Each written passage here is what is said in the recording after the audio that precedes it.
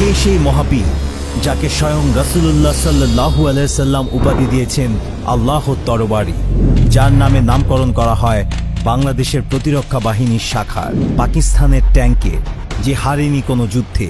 কে সেই মহান সেনাপতি? আজ থেকে 1500 বছর পূর্বে আরবের মরুর বুকে জন্ম হয়েছিল একটি শিশুর, যে শিশুটি বড় হবার পর সেনাপতি হিসেবে কখনো কোনো যুদ্ধে হারেনি। যে শিশুটির বীরত্ব ছিল প্রবাদের চেয়েও বেশি কিছু, যার সাহসিকতা, ইমানের জোর ছিল এক সমুদ্রের চেয়েও বিশাল। ইসলামের শত্রুদের জন্য যিনি ছিলেন সাক্ষাৎ মৃত্যুর পরোয়ানা। যুদ্ধের ময়দানে তিনি এমনভাবে আবির্ভূত হতেন, মনে হতো যেন একটি সিংহ আক্রমণ করতে নেমেছে একদল ভেড়ার পালে।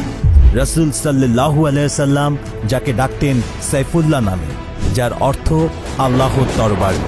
যে তরবারি ইসলামের পক্ষে যতবার উত্তোলিত হয়েছে ততবারই বিজয় ছিনিয়ে নিয়ে এসেছিল মহান রব্বুল আলামিনের অশেষ রহমতে। তিনি এমনই একজন সেনাপতি ছিলেন যিনি মহান রব্বুল আলামিনের দয়ায় কোনো যুদ্ধেই পরাজিত হননি, যার নামে আজও পৃথিবীর বিভিন্ন দেশ নিজেদের সেনাবাহিনীর বিভিন্ন শাখা বা অস্ত্রের নামকরণ করে। তিনি আর কেউ নন, হযরত মুহাম্মদ সাল্লাল্লাহু আলাইহি ওয়াসাল্লামের অন্যতম প্রিয় সাহাবী হযরত খালিদ ইবনে ওয়ালিদ রাদিয়াল্লাহু তাআলা আনহু। الدنيا جيت بسلامة واستقبلتني ابتسامة। ভিডিওটির শেষে থাকছে একটি বিশেষ কুইজ পর্ব। মাত্র একটি প্রশ্নের সঠিক উত্তরদাতাদের মধ্য থেকে দৈব চয়নে 5 জনকে দেওয়া হবে সিটিভি বাংলার পার্মানেন্ট মেম্বারশিপ। পার্মানেন্ট মেম্বারদের মধ্য থেকে প্রতি বছর একজন মেম্বার ওমরা পালন করতে পারবেন সম্পূর্ণ বিনা খরচে। এছাড়া সকল পার্মানেন্ট মেম্বারদের নিয়ে থাকবে প্রতি বছর একটি আকর্ষণীয় বনভোজন। তাই ভিডিওগুলো না টেনে মনোযোগ দিয়ে দেখুন, নিজের জ্ঞানকে আরো সমৃদ্ধ করুন আর ঘুরে আসুন সিটিভি বাংলা পরিবারের সাথে। বিস্তারিত জানতে চোখ রাখুন ডেসক্রিপশন বক্সে। খালিদ রাদিয়াল্লাহু তাআলা আনহু ছিলেন একজন ব্যক্তিত্ব যিনি জীবনের চেয়ে মৃত্যুকে বেশি ভালোবাসতেন। বিছানার চেয়ে যুদ্ধের ময়দানই ছিল যার নিকট অধিক প্রিয়। জীবন ও জিহাদ সমার্থক ছিল তার কাছে। যুদ্ধ তার স্বাভাবিক জীবনের ব্যত্যয় ঘটাতে পারত না। জিহাদের ময়দানে তার সাথীরা বলতেন, খালিদ ঘুমের মধ্যেও শত্রুর গতিবিধি টের পেতেন। ঘুমের মধ্যেও তিনি পরবর্তী দিনের ময়দানের ছক ও রণকৌশল কষে ফেলতেন। কেমন ছিল খালিদ ইবনে ওয়ালিদ রাদিয়াল্লাহু তাআলা আনহুর বীরত্ব ও যুদ্ধ কৌশল, তা জানতে হলে আপনাকে যেতে হবে মুতাহার যুদ্ধের ময়দানে, যেখানে মাত্র 3000 সৈনিক নিয়ে তিনি বুক চিতিয়ে লড়াই করে বিধ্বস্ত করে দিয়ে এসেছিল 2 লাখেরও বেশি পরাক্রমশালী রোমান শক্তিকে। পুরো পৃথিবী এ যুদ্ধের বর্ণনা শুনে চমকে ওঠে, বিস্ময় নিয়ে প্রশ্ন করে, এও কি সম্ভব? ইসলামের সুশীতল ছায়াতলে আশ্রয়ের পরে মুতাহার যুদ্ধ ছিল খালিদ বিন ওয়ালিদ রাদিয়াল্লাহু তাআলা আনহুর ইসলামের পক্ষে প্রথম যুদ্ধ। মুতাহ যুদ্ধে তিনি ছিলেন একজন সাধারণ সৈনিক। দলের কমান্ডার ছিলেন যায়েদ বিন হারিসা রাদিয়াল্লাহু তাআলা আনহু। যায়েদ বিন হারিসা রাদিয়াল্লাহু তাআলা আনহু মুতাহ প্রান্তরে বীর দর্পে জিহাদে অবতীর্ণ হয়ে শাহাদাতের নজরানা পেশ করলে জাফর বিন আবি তালিব রাদিয়াল্লাহু তাআলা আনহু জিহাদের ময়দানে মুসলমানদের ঝান্ডা হাতে তুলে নেন। জাফর বিন আবু তালিব রাদিয়াল্লাহু তাআলা আনহু শাহাদাত বরণ করলে আব্দুল্লাহ ইবনে রাওয়াহা রাদিয়াল্লাহু তাআলা আনহু রাসূল সাল্লাল্লাহু আলাইহি সাল্লামের নির্দেশ মতো সেনাপতির দায়িত্ব পালন করেন। আব্দুল্লাহ বিন রাওয়াহা রাদিয়াল্লাহু তাআলা আনহু শাহাদাতের অমীয় সুধা পান করে জান্নাতবাসী হলে মুসলমানদের মধ্যে বিশৃঙ্খল অবস্থার সৃষ্টি হয়। আরকাম ইবনু আবিল আরকাম রাদিয়াল্লাহু তাআলা তখন ইসলামের পতাকা খালিদ বিন ওয়ালিদ রাদিয়াল্লাহু তাআলা আনহুর হাতে ন্যস্ত করেন। খালিদ বিন ওয়ালিদ রাদিয়াল্লাহু তাআলা আনহু নিজেকে অযোগ্য মনে করে সাবিত রাদিয়াল্লাহু তাআলা আনহুকে সেনাধ্যক্ষ হওয়ার জন্য অনুরোধ করেন, কিন্তু সাবিত রাদিয়াল্লাহু তাআলা আনহু বলেন, আমার চেয়ে তুমিই বেশি যোগ্য। নিতান্ত বাধ্য হয়ে খালিদ বিন ওয়ালিদ রাদিয়াল্লাহু তাআলা আনহু সেনাপতির দায়িত্ব গ্রহণ করে অল্পক্ষণের ভেতর তার স্বভাবসুলভ নিপুণ দক্ষতায় মুসলিম বাহিনীকে শৃঙ্খলাবদ্ধ করেন। মুষ্টিমেয় সৈন্য নিয়ে ঝাঁপিয়ে পড়েন শত্রুপক্ষের বিশাল বাহিনীর উপর। খালিদ বিন ওয়ালিদের আক্রমণের তীব্রতা এত বেশি ছিল যে শত্রুপক্ষ হিতাহিত জ্ঞানশূন্য হয়ে পিছু হটতে থাকে।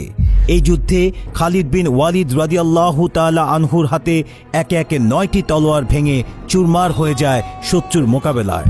এই যুদ্ধে অসম সাহস, অমিত তেজ, বীরত্ব আর অসাধারণ রণকৌশলের প্রয়োগ দেখে আল্লাহর রাসূল সাল্লাল্লাহু আলাইহি ওয়াসাল্লাম তাকে সাইফুল্লাহ বা আল্লাহর তরবারি উপাধি দেন। আরবরা ভাবত রোমান বা পার্সিকরা অজয় বাহিনী, তাদের মোকাবেলা করা যেন আত্মহত্যারই নামান্তর। কিন্তু মুসলিম বাহিনী যেদিন খালিদ রাদিয়াল্লাহু তাআলা আনহুর নেতৃত্বে দেখিয়ে দিয়েছিলেন ইমানের শক্তি যার মধ্যে প্রখরভাবে আছে, পৃথিবীর কোনো শক্তি তার সামনে টিকে থাকতে পারবে না। খালিদ বিন ওয়ালিদ রাদিয়াল্লাহু তাআলা আনহুর বীরত্ব শুধু মুতাহর ময়দানে সীমাবদ্ধ ছিল না, তার বীরত্বের প্রতিফলন দেখা গেছে ইয়ারমুকের ময়দানে। তার তরবারির ঝনঝনানিতে কেঁপে উঠেছিল হুনায়নের ময়দান। আক্রাবায় তার তরবারির নিচে শিরচ্ছেদ হয়েছিল ভণ্ড নবী মুসাইলামা এবং তার সাঙ্গপাঙ্গদের। ইয়ারমুকের ময়দানে তিনি নামিয়ে এনেছিলেন কিয়ামতের বিভীষিকা। পারস্য, সিরিয়া, ফিলিস্তিন, মিশর, ইরাক বিজয়ের প্রতিটা অভিযানে ছিল তার সামরিক দক্ষতার নিদর্শন। খালিদ রাদিয়াল্লাহু তাআলা আনহুর জন্ম হয়েছিল যুদ্ধ ও বিজয়ের জন্য, যেন আল্লাহ পাক তাকে সব রকমের সামরিক গুণাবলী দিয়ে সৃষ্টি করেছেন।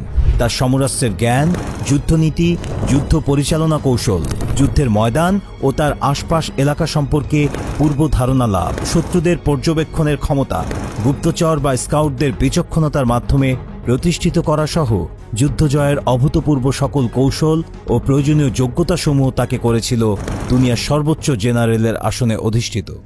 অন্যান্য মুসলিম জেনারেলগণ যেখানে আলাপ আলোচনার মাধ্যমে সকলের মতামত সংগ্রহ করে যুদ্ধের পরিকল্পনা করতেন, সেখানে খালিদ বিন ওয়ালিদ এক যুদ্ধ শেষ করার সাথে সাথেই টর্নেডোর গতিতে পরবর্তী যুদ্ধের পরিকল্পনা করে ফেলতেন।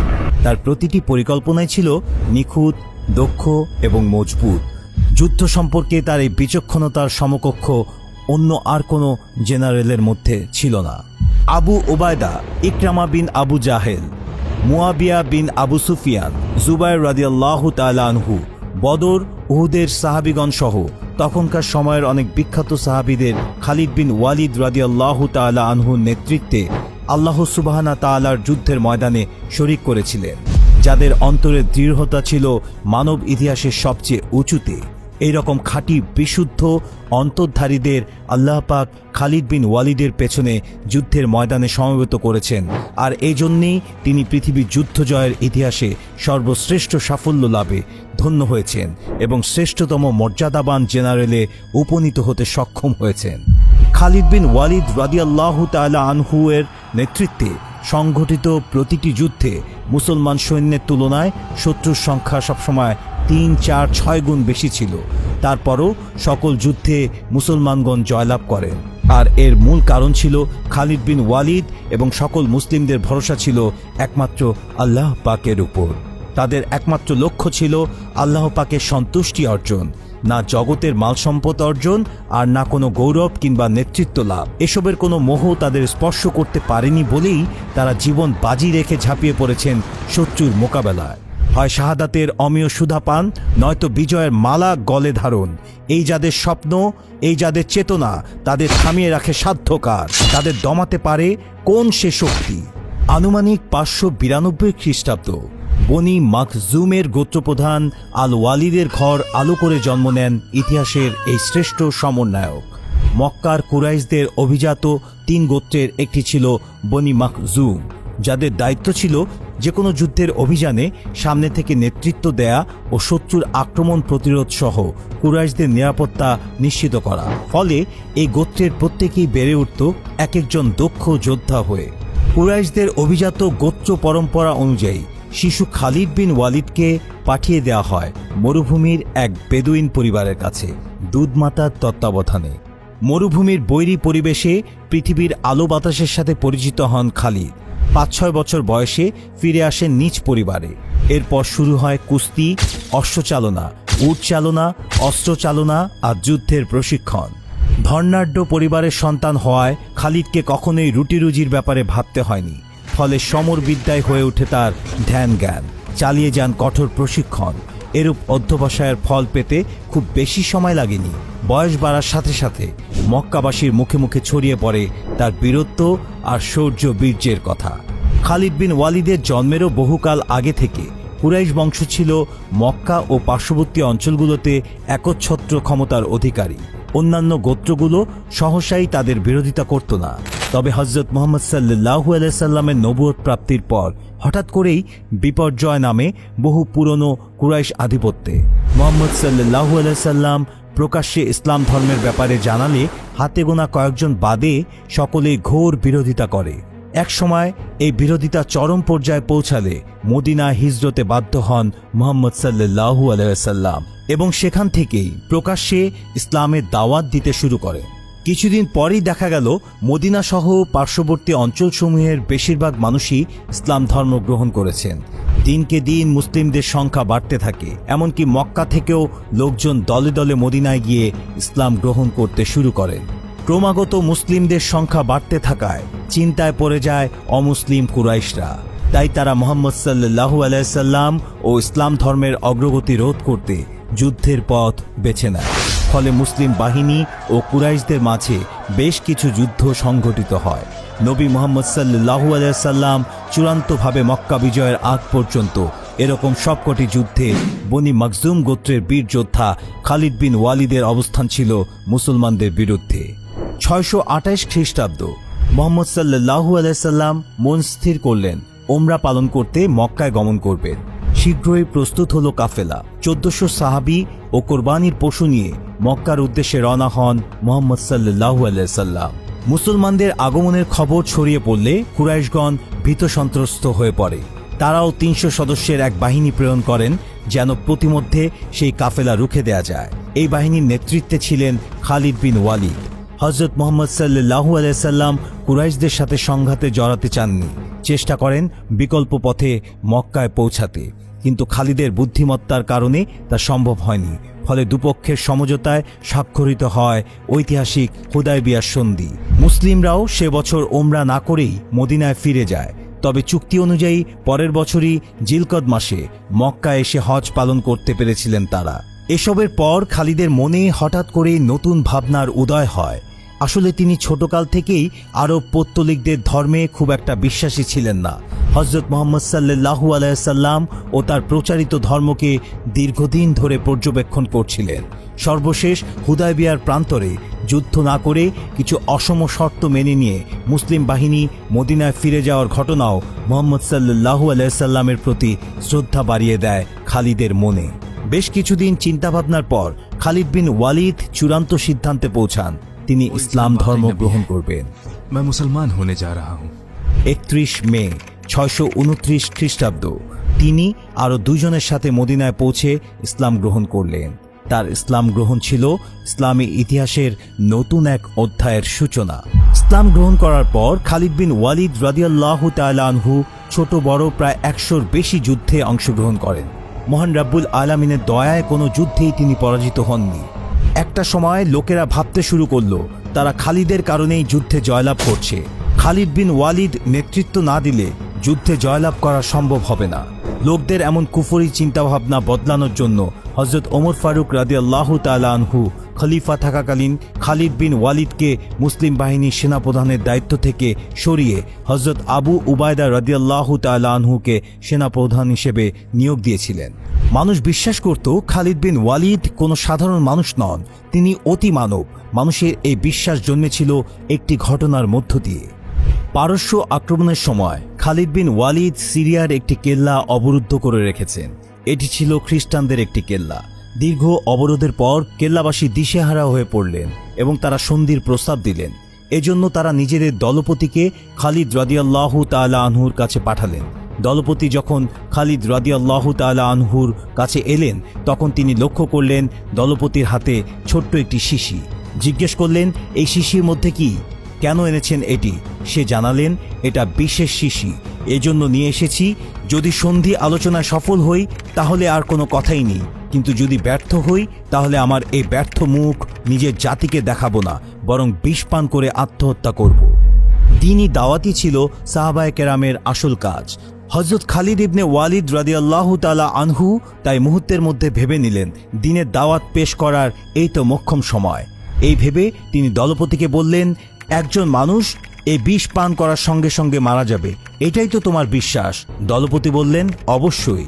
খালিদ বিন ওয়ালিদ রাদিয়াল্লাহু তাআলা আনহু দলপতিকে বললেন, আচ্ছা, যে বিষের উপর তোমার এত অগাধ বিশ্বাস তা আমাকে একটু দাও তো।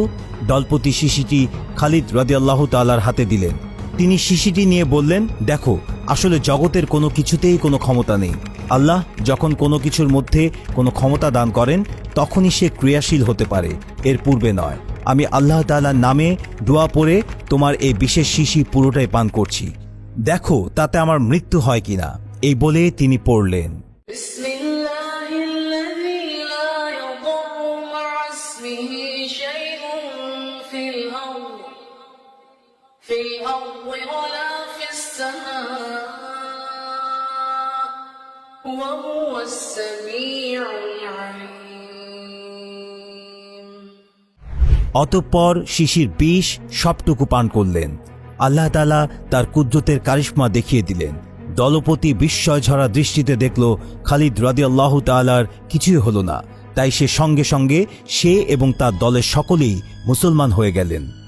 এমনই ছিল আমাদের পূর্বপুরুষদের ঈমানি শক্তি, যে শক্তির উৎস ছিল এক ও একক মহান রাব্বুল আলামিনের প্রতি আত্মসমর্পণ এবং তার রাসূল সাল্লাল্লাহু আলাইহি সাল্লামের প্রতি পূর্ণ বিশ্বাস।